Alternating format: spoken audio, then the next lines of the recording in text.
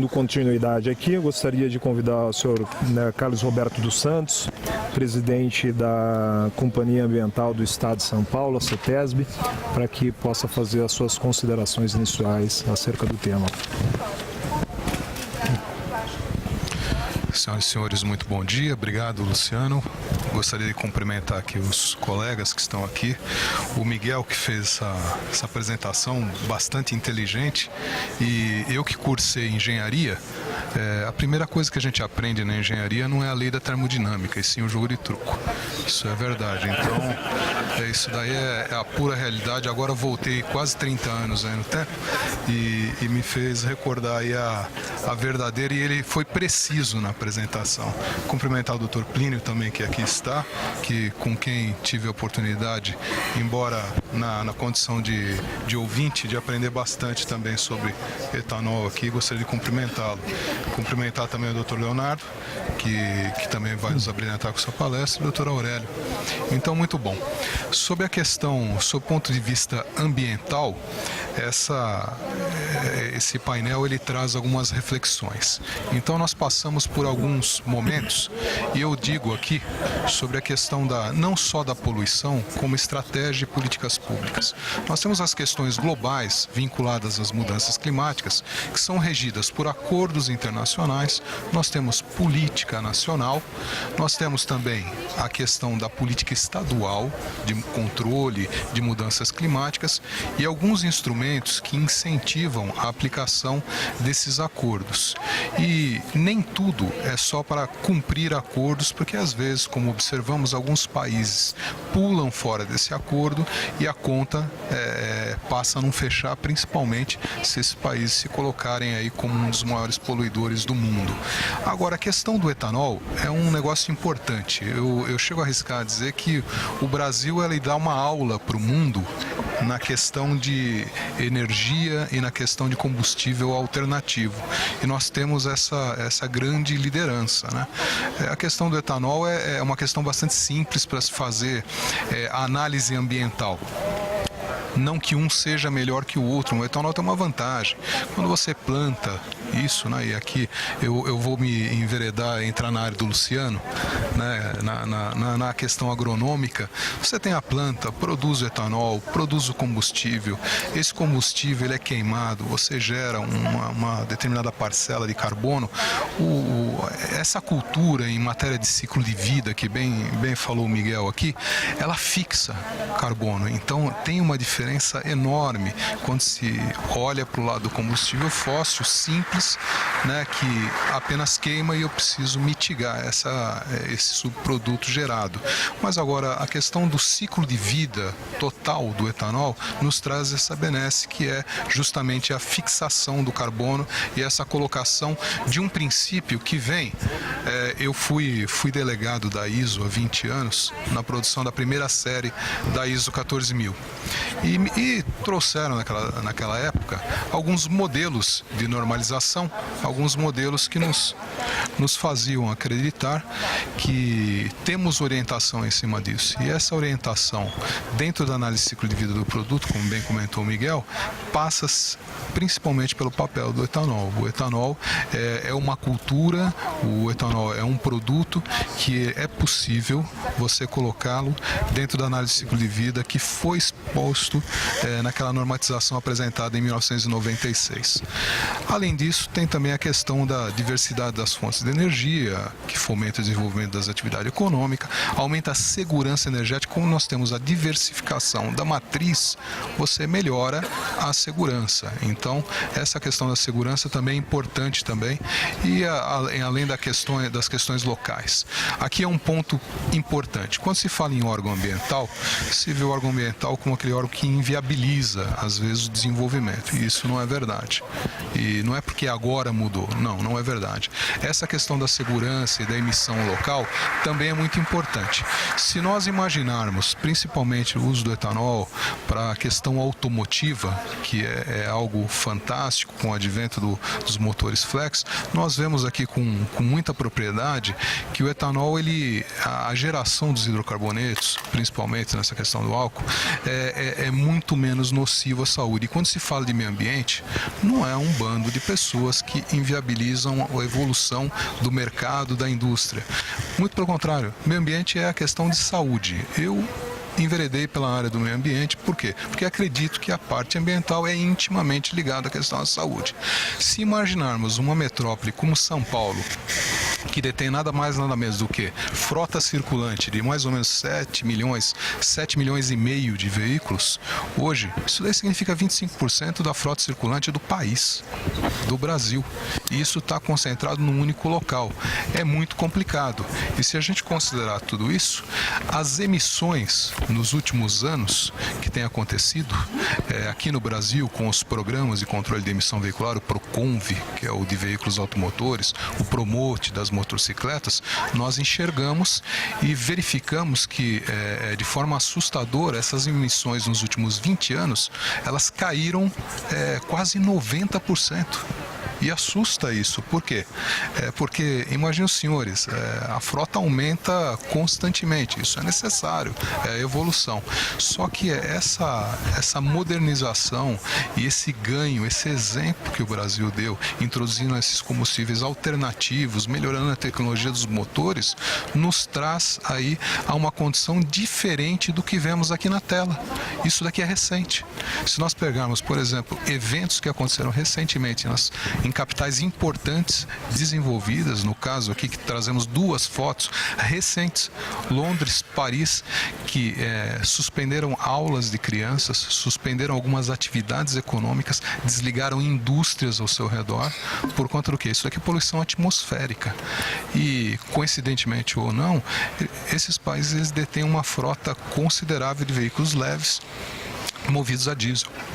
Então, essa questão das emissões aqui no Brasil, essas questões das emissões nos grandes centros urbanos, é algo que nos faz perceber nitidamente o que mudou nos últimos 20 anos, e isso passa principalmente pela diversificação dos combustíveis, e isso é medido. Se você pegar especificamente o estado de São Paulo, nós temos hoje 62 estações automáticas de monitoramento da qualidade do ar, mais 29 manuais, um parque de medição importante, né, doutor Plínio, que nós colocamos e medimos e conseguimos identificar qual que é a origem e a fonte da poluição. Então isso passa e nos deixa também tranquilos. Com relação ao uso automotivo, que nós comentamos até agora, é muito claro, isso daí começou há mais de 40 anos e teve a primeira crise do petróleo em meados de 1973, 74, e surgiu também depois o programa, a criação do Proálcool, há 42 anos. Infelizmente teve a sua queda, e aí, perto da década de 1980, surgiram os motores adaptados e o grande pulo do gato, o grande trunfo, e que às vezes nós, cidadãos, não nos damos conta da grande evolução que foi o advento do motor flex, tecnologia brasileira aqui, e que você, dependendo da oscilação, porque o mercado oscila demais aqui, essa questão das emissões, a conta tem que fechar, então nós conseguimos aí dosar de forma variada a quantidade desse combustível, porque às vezes a própria revendedora, necessário por determinação de legislação, pelo mercado para dosar, a quantidade do combustível padrão, ela não é padrão. Às vezes aumenta, às vezes diminui. Isso mexe sim com as emissões. Então, esse advento do motor flex, nós acreditamos piamente que foi o grande ápice da tecnologia automotiva. Isso favorece, isso não implica, eu não tenho que trocar a tecnologia de motor de uma hora para outra, porque nós lembramos, quem teve carro a álcool, simplesmente álcool, tive meu primeiro carro a álcool, e era aquela coisa, olha, nunca mais. Agora não, agora é muito diferente. É difícil nós imaginarmos que em tão pouco tempo alguém chegou para nós e falou assim, olha, tem um carro flex, você não tem? Todo mundo vai ter, isso daí vai ser 100%, nós vamos poder mexer nessa dosagem, poder mexer nessas emissões, e isso é o grande responsável pelo sucesso que nós estamos tendo em matéria de controle. Mas a poluição no estado de São Paulo, na cidade de São Paulo, é algo importante, é algo preocupante. Sempre vai ser. A capital é o grande olho do furacão. Isso daí, o que podemos fazer? Melhorar. E eu acredito também, deixo claro aqui, consignado, que o que temos aqui é alguma coisa muito melhor do que temos em vários locais importantes do mundo. Agora, temos alguns números, né, que inclusive ontem tive a oportunidade de participar, felicidade de participar da abertura aqui desse evento. Então, a questão do ganho, né? Se considerarmos o que tem acontecido em matéria da utilização dos motores flex, o que tem evoluído nos últimos 10 anos, o que temos em matéria de desafios da participação do etanol em frota híbrida, em outros biocombustíveis também, é algo muito interessante e propício para que a gente possa dar continuidade nesse pleito. Em matéria de protocolo agroambiental que tivemos a oportunidade de assinar ontem por mais 10 anos, isso daí vai nos ajudar bastante. A prova cabal de que o setor público ele confia no setor privado. Deixo aqui consignado a tranquilidade com que a CETESB ontem assinou esse protocolo junto com o governador e com o setor sucroenergético para mais 10 anos com novos desafios. Por quê? Porque o setor comprovou, com base nas emissões, com base nas medições, que cumpriu a lição de casa, e eu acho, e todo mundo achou, que é necessário e é prudente darmos mais 10 anos dessa boa parceria.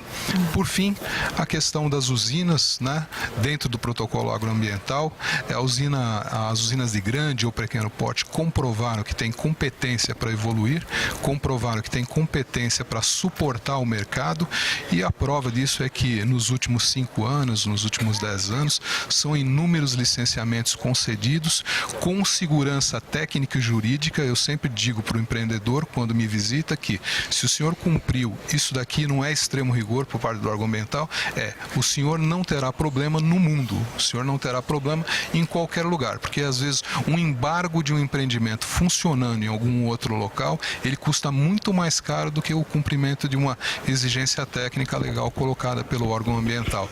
Então é uma parceria muito profícua, e os resultados e os números comprovam isso. Eu acho que vale a pena a continuidade dessa parceria, e eu agradeço a paciência que os senhores tiveram comigo. Muito obrigado, um bom dia a todos.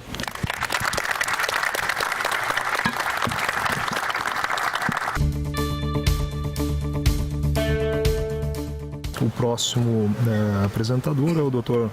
Leonardo Galdotti, presidente executivo do Sindicom, que utilizará esse início aqui para apresentar suas considerações iniciais sobre o tema. Bom, bom dia a todos. Luciano, obrigado. A única oportunidade de estar aqui com vocês hoje discutindo o tema. Bom dia aqui aos meus colegas de mesa. O que eu trouxe hoje para vocês é, de alguma maneira, um panorama do que vem acontecendo com o etanol, um pouquinho sobre biocombustíveis, mais especificamente sobre o etanol, desde o seu lançamento lá na década de 70, olhando um pouquinho o passado, aprendendo um pouquinho com o passado, para que a gente possa olhar um pouco para frente. Eu acho que nesse primeiro chat a gente pode ter uma ideia do que aconteceu nos últimos 8 anos a nível de volume. Se você olhar aqui na perspectiva de consumo de combustíveis do ciclo Otto mais diesel, a gente veio nesses últimos anos crescendo uma base média de 4% ao ano nesses combustíveis, né? Onde o etanol andou um pouquinho atrás, 3,7%, o advento do biodiesel em função do mandato, quase 16%, aí você tem a gasolina como 6,6% e o diesel perdendo espaço, muito em função da queda da atividade econômica agora nesses últimos anos, mas em função também da mistura do biodiesel, que veio contribuir de alguma maneira para que a gente tivesse então a introdução do biodiesel. Agora, se vocês olharem esse consumo, né, dentro do ciclo Otto e diesel, percentualmente falando, a gente percebe que o etanol teve pouca alteração na sua participação, praticamente manteve entre anidro e hidratado, os dois tipos de etanol, 23% nessa matriz. Agora, por outro lado, se a gente olhar a contribuição que esse combustível, aqui falando especificamente biocombustível, que esses biocombustíveis trouxeram no que diz respeito à redução de emissões, a gente tem uma série de benefícios, e aqui eu coloquei, logicamente, contribuição ambiental, acho que é a grande discussão, geração de riqueza, você tem formação de empregos, né? É intensiva, essa indústria intensiva na geração de empregos, melhora da balança comercial, incentivo, interiorização de renda, né? Atendimento aos compromissos da COP21, que sabemos são extremamente desafiadores agora para 2025, 2030. E muito importante aqui a grande mensagem desse chart, é a infraestrutura que esses biocombustíveis já têm consolidada num país como o Brasil de dimensões continentais. Desde o princípio, lá atrás, da década de 70, da implementação do Proálcool, as companhias distribuidoras vieram investindo em infraestrutura de etanol. Ou seja, hoje se você percorrer qualquer uma das mais de 150 bases e terminais ao longo do Brasil, do sul ao norte, você tem uma estrutura completa para recebimento tanto de hidratado, anidro, biodiesel, mas mais do que isso, você tem uma logística funcionando 24/7 ao longo de todo o ano. E isso é o grande, eu diria que é o grande diferencial que o Brasil tem quando se compara a qualquer outro país e se fala de biocombustíveis. Essa infraestrutura está aí, está paga e funciona muito bem. Okay? Agora, olhando um pouquinho a história nossa, quando se fala principalmente de etanol, e aí voltando desde a formação lá do Proálcool, né, em 1975, 76, o lançamento do primeiro carro foi por volta lá dos 77, 78, foi aquele Fiat 150, né, que o Carlos mostrou aqui agora há pouco. Acho que o grande benefício também daquela época, estava citado na apresentação do Carlos, mas deixa eu colocar aqui, foi a substituição do chumbo tetretila na gasolina pelo etanol anidro. Isso o Brasil, um ponto importante, o Brasil foi um dos primeiros países no mundo a fazer essa substituição. O chumbo tetretila extremamente danoso ao meio ambiente e ao ser humano, foi substituído lá, então no meio da década de 70, foi onde então se começou o programa. Se aprendeu muito com esse programa, logicamente, onde a gente vê ao longo desses 40 anos aí, ou mais, essas curvas, né? Você percebe o topo da onda, normalmente, onde você tinha um preço de petróleo baixo, então você tem uma abrangência do etanol, a cobertura do etanol subindo, você tem o vale, você teve então a crise do petróleo lá no início da década do ano 2000, por volta de 2008, né? Aí depois você teve novamente uma baixa do preço do cru e voltando o etanol. Acho que entre as duas grandes ondas que nós tivemos, algumas lições importantes foram tiradas. Primeiro, conjuntamente com aquele primeiro baque que o programa sofreu, nós tivemos a abertura do mercado de distribuição no Brasil.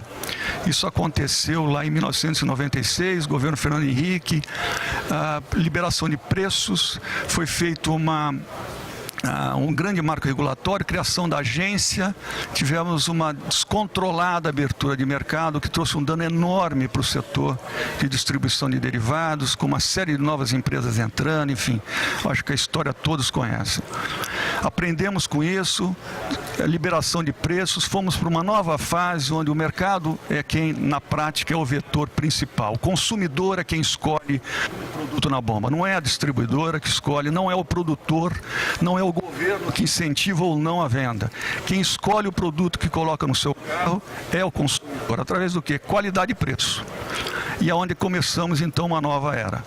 E o que atrapalhou essa nova era, que foi a grande lição, a questão toda de intervenção em preços, então, por parte do governo, que foi que trouxe o grande efeito sobre toda a indústria de etanol. Ou seja, começamos 2008 muito bem, alta de petróleo, o país estava bem economicamente falando, incentivos à indústria de produção, de etanol. O que aconteceu em seguida, o governo migrou para o lado do fóssil, através ou seja, da descoberta do pré-sal, esqueceu-se um pouco a indústria de etanol, tentou-se controlar o preço de combustível fóssil para se, de alguma maneira, segurar a inflação. Deu no que deu, todos conhecemos a história. Olhando agora um pouquinho para frente, o que a gente vê? E sendo muito conservador nesse chart, a gente vê um crescimento de 2,5% ao ano na demanda de combustíveis do ciclo Otto, que significa dizer que entre 2016 e 2026, 10 anos, temos que crescer dentro desse quadro extremamente conservador, 1/3 em termos de oferta de produtos, seja de etanol, seja de combustível fóssil, para poder atender essa demanda em 2026. Isso significa dizer o seguinte: ou nós aumentamos a participação, e aí, importante dizer, considerando flat a participação percentual do etanol hidratado dentro dessa matriz. Para se atingir isso, precisamos aumentar a participação do etanol ou importação de gasolina ou aumentar a capacidade de refino. Capacidade de refino em 10 anos não se aumenta e nem existe nenhum interesse, pelo menos nesse momento, olhando o mercado, de alguém que queira investir em refino no Brasil. Sobram duas alternativas: aumentar a participação de etanol e aumentar a importação de gasolina. O mais natural, gente, a continuar como está, é que se aumente a importação de gasolina, porque 10 anos é muito pouco para uma indústria intensiva, de capital intensivo como essa de produção de etanol. Então, olhando para frente e considerando todos os benefícios aqui que estão sendo discutidos nesse fórum, naturais do biocombustível, aqui especificamente do etanol, quais são os desafios que a gente tem para esse ciclo que se abre, né? E para atender todas as demandas que temos? Previsibilidade de oferta, que foi o que quebrou lá o pró-álcool no final do programa, né? Ou seja, não se tinha o produto para se entregar na bomba. Naquela época, a indústria automobilística fabricava mais ou menos 80% da sua produção era de carro puramente a álcool, sem o produto, sem a oferta do produto na ponta. Então, isso quebrou. Isso foi uma lição muito dura para o setor. Eu acho que a previsibilidade hoje é o que vai garantir o financiamento de longo prazo. As incertezas com relação a preços de petróleo derivado e taxa cambial, isso sempre aconteceu. Vem da indústria de petróleo, onde ninguém, absolutamente ninguém, faz previsão de qual o preço do petróleo amanhã. Não se consegue. Eu acho que não existe uma fórmula ainda, e de nenhuma maneira, e nenhuma bola de cristal que consiga nos determinar qual que é. Mas a gente precisa lidar com essa incerteza. A indústria tem que estar capacitada a lidar com essa incerteza, além da outra, que é a taxa de câmbio. A necessidade da expansão de produtividade e eficiência de motores. A gente ainda continua lidando com o motor do carro flex, onde você considera a eficiência do motor quando você abastece com etanol hidratado de 70%. Isso é assim, basicamente, desde o lançamento do carro flex, do motor flex, lá em 2003. A gente precisa melhorar essa taxa para poder melhorar a oportunidade e a vontade do consumidor em usar o combustível alternativo, ou seja, o biocombustível. Além disso, isso vai trazer uma eficiência melhor, vai trazer uma melhora na condição de preço desse etanol, com essa conta, então, acima de 70%. Precisamos também de uma competição com outras fontes alternativas, né, que vem acontecendo. No caso do carro elétrico, que hoje já foi discutido na parte da manhã aqui, e sem dúvida nenhuma esse é um desafio que vem à frente. Eu imagino, quer dizer, que as soluções de motores vão ser, logicamente, muito calçadas nas condições locais, nas soluções locais, nas ofertas de combustíveis locais. Mas não tem dúvida que a indústria é global e sempre vai procurar buscar a melhora da tecnologia naquela oferta que ela possa fazer no mundo todo. Outro ponto é a limitação da aplicabilidade da solução do etanol em outros países. Isso vai em conjunto com a questão da expansão da produtividade e eficiência de motores. Infelizmente, só o Brasil tem o carro que roda somente com etanol hidratado. Então, isso é uma limitação e é um desafio para a indústria. E, por fim, a questão da política energética, que reconheça as externalidades positivas e suas contribuições ao meio ambiente quando se fala de um produto como o etanol. E aqui fica, Miguel, a mensagem final: eu não sou jogador de truco. Tá? Infelizmente, eu acho que eu já comecei em desvantagem nessa história. Mas o Sindicom, como sempre, foi disponível, enfim, o seu corpo técnico disponível. Aí, quando eu falo corpo técnico disponível do Sindicom, estou falando das associadas do Sindicom, para dar o suporte necessário, e nisso nós somos realmente muito capazes, em questões de planejamento estratégico, de como é que a gente pode encarar o problema para poder criar uma política que realmente chegue na ponta, porque não adianta ter política se você não tem condição de venda. Quem determina volume e quem determina se vai querer ou não o produto não somos nós, nenhum dos que estão aqui como empresa, mas é o consumidor final. E isso significa preço e qualidade. Sem isso, não tem política. Então a política tem que compreender no final como atingir o consumidor com preço e qualidade, de forma que ele possa optar pelo combustível, no caso aqui, ecologicamente correto, sustentável e por aí vai. Ok? Era isso, gente. Muito obrigado. Obrigado, Luciano, mais uma vez.